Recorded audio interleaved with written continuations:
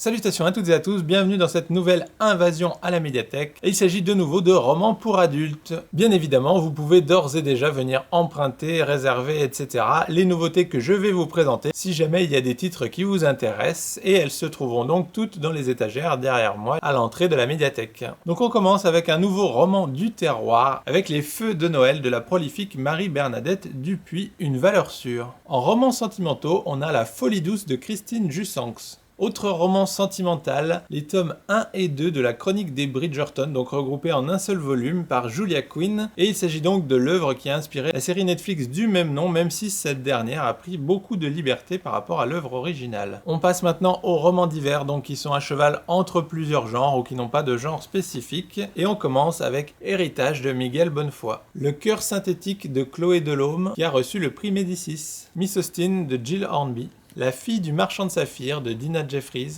le prix Renaudot de cette année, Histoire du fils de Marie-Hélène Lafont, le roman vintage L'invitation à la valse de Rosamond Lehmann, Les roses fauves de Carole Martinez, La grâce de Thibaut de Montaigu qui a reçu le prix de Flore cette année, le grand prix du roman de l'Académie française 2020 avec La grande épreuve d'Étienne de Montetti, Skidamarinck, le dernier Guillaume Musso, Le palais des orties de Marie Nimier, comédie française d'Éric Reinhardt, et enfin La chambre aux papillons de Lucinda Riley qu'on ne présente plus avec sa saga mondialement connue Les Sept Sœurs. Et on va terminer cette invasion avec les romans policiers, donc tout ce qui est thriller, suspense, espionnage, etc. On commence avec Une famille trop parfaite de Rachel Abbott. Quel sombre secret cache cette famille que tout le voisinage trouvait si tranquille? La 14e colonie de Steve Berry, Meurtre à Cape Cod de Mary Higgins Clark, Intuition de Paul Cleave, La femme parfaite de J.P. Delaney, L'invité sans visage de Tana French, Chambre noire de Karine Djebel, et il s'agit d'un recueil de nouvelles, donc plusieurs petites histoires, dont Sentence qui avait été écrite en plein confinement. Siglo de Ragnar Jonasson, Il ne fait pas bon mourir en Islande. Deux nouvelles enquêtes du commissaire Brunetti de Donna Leon, avec Brunetti en 3 actes et Quand un fils nous est donné. De quoi continuer à explorer la ville de Venise. Impact d'Olivier Norek, Justice pour Cross d'Alex Patterson, la suite de l'histoire de son personnage Alex Cross. Altitude, le 3e tome de la série L'Archipel